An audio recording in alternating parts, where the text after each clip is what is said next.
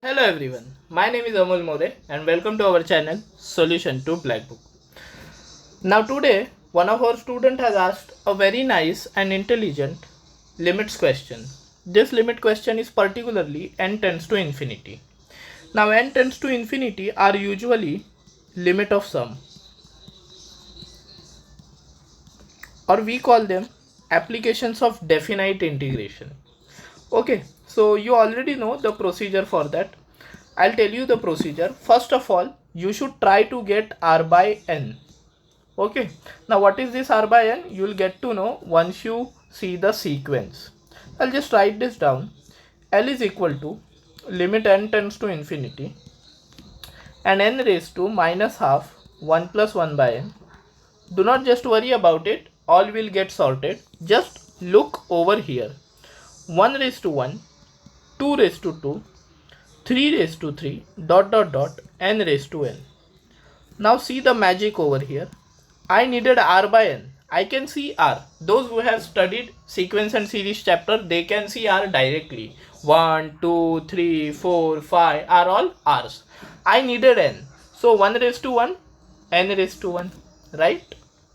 2 raised to 2, n raised to 2.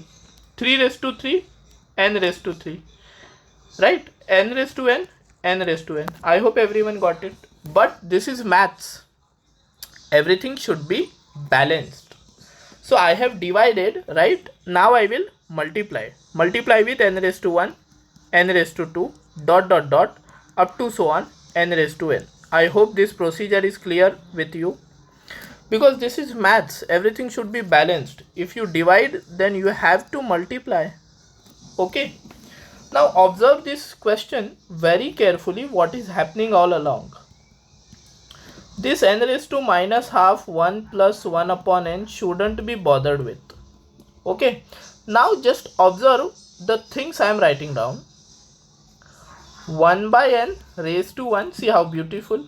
2 by n raised to 2. 3 by n raised to 3, dot dot dot, n minus 1 by n raised to n, and the last term n by n raised to n. Okay, and over here you can see the powers of n are 1, 2, 3, 4, 5, 6, 7, 8 up to n. So I will write down n raised to 1 plus 2 plus 3 up to n.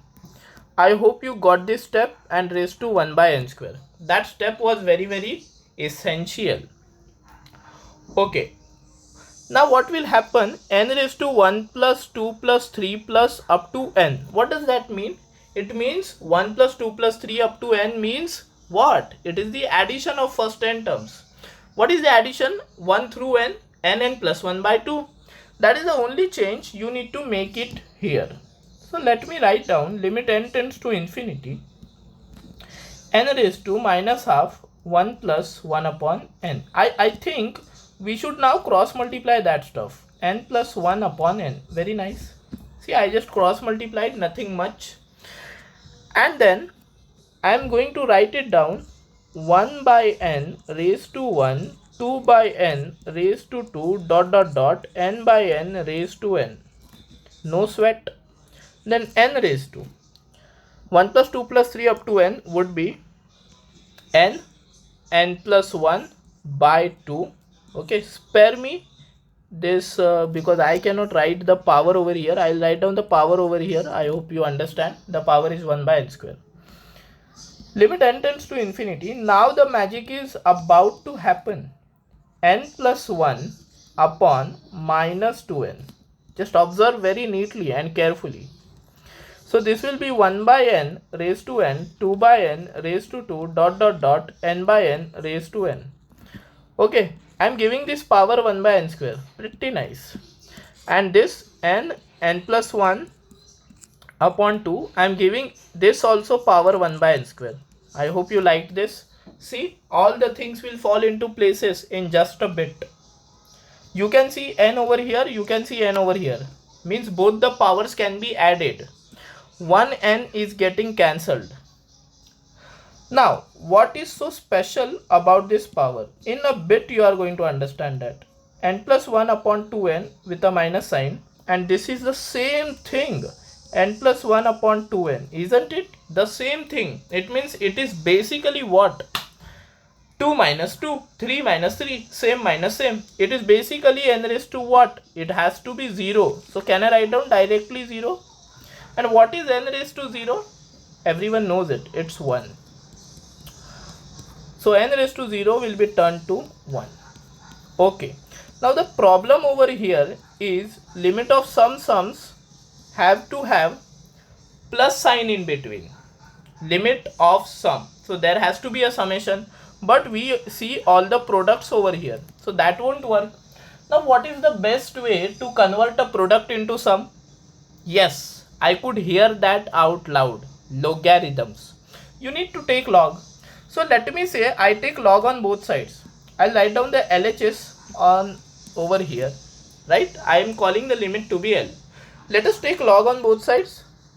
So once I take log on both sides, the left side is pretty obvious, log L, and the right side will be limit n tends to infinity log of, see the magic is about to happen, 1 by n raised to 1, 2 by n raised to 2, this stuff goes on, n by n raised to n, and that is raised to 1 by n square. So log has a very beautiful property that 1 by n square is gonna come out backwards, right? Power comes backwards, and log inside would be 1 by n, and the powers are going to fall apart like this. Powers are falling apart. Okay. And the last thing you see is n log n by n. Okay, do not make a mistake of cancelling n by n. It's infinity. It's not a normal number, right? Now, what I'm going to do is write down this in a summation form pretty nicely. So how am I going to do that? Just observe very carefully. Summation 1 by n square. I call this r log r by n. I hope you could get that. Summation r starting from 1 up to r going up to n. Just take a moment, take a deep breath, and just have a look at it. This is r. Put down the value of r as 1. 1 log 1 by n, the first term. Then write down plus. Then write down the value of r as 2. 2 log 2 by n. Then 3, 3 log 3 by n, and then lastly n, n log n by n. I hope you understood this. Now I will rephrase this. Also do not forget that on the LHS there is log L. Okay, moving ahead, log L is equal to limit n tends to infinity summation r equal to 1 up to n. Okay, I am deliberately rewriting this, r by n. See, there was r, so I've written r by n, log of r by n, and 1 n was remaining, 1 by n. See, n square was there. Now the trick is this summation turns into integration. Summation and integration signs are almost same, s for summation, and the lower limit is this is 1 na, divide that by n, but n is tending to infinity na, so 1 by n, 1 by infinity is 0, so the lower limit is 0. The upper limit is n, so n by n is cancelling out 1, tends to 1, right? So it has to be tends to 1.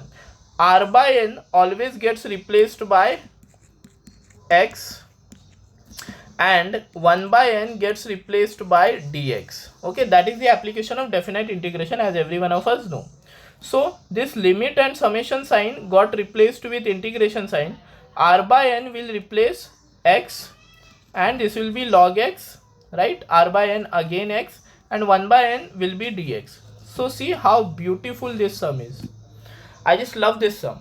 So integration of x log x from 0 to 1 is our simple answer. Okay, UV integration, as everyone knows, can be very simply solved. U is log x. So log x integration of x dx minus integration of x dx, d by dx, log x, and then dx. Okay, very simple. This will be x square by 2 log x. The limits I will write down in the end, otherwise it will just be a chaos. X square by 2, 1 by x dx. X is getting cancelled, x by 2 remains. So x square by 2 log x, and x by 2 is x square by 4. Okay, and the limits are 0 to 1. Okay, so that is log n. Okay, I hope everyone loved this. This very simple. Okay, x by 2 had the integration x square by 4. Now let me put down the limits. Log L would be equal to, first of all I will put down x as 1 by 2 log 1 minus 1 by 4. Okay, then you put 0 into log 0 by 2 minus 0 by 4. Okay, now some people will have doubts, sir, 0 into log 0 is not defined. So beta, it is defined, and the limit for 0 into log 0 is actually equal to 0. Okay, if you want me to make a separate video on it, please comment on this video, then I will make a separate video on why 0 into log 0 is 0, because it is tending to 0 and the answer comes out to be 0, but that is a discussion for another day. For now you can say 0 into log 0 is 0. It is very useful though. Log 1 is 0, so this will also cancel, and only minus 1 by 4 remain. So log L comes out to be minus 1 by 4. As everyone knows, we don't need log L, we need L. So L will be equal to e raised to minus 1 by 4. So the correct answer is 1 upon e raised to 1 by 4. Okay, this can also be written as 1 by root of e. Just for aesthetic purpose, the correct answer is 1 by e raised to 4. So I hope you loved this video and the concept that is embedded in this video. This is one of the most beautiful concept and applications of definite integration, which I love about. If you like this video, please like the video by hitting the like button. Do share it with your friends, do spread the knowledge, and do not forget to subscribe to our channel. Thanks for watching the video.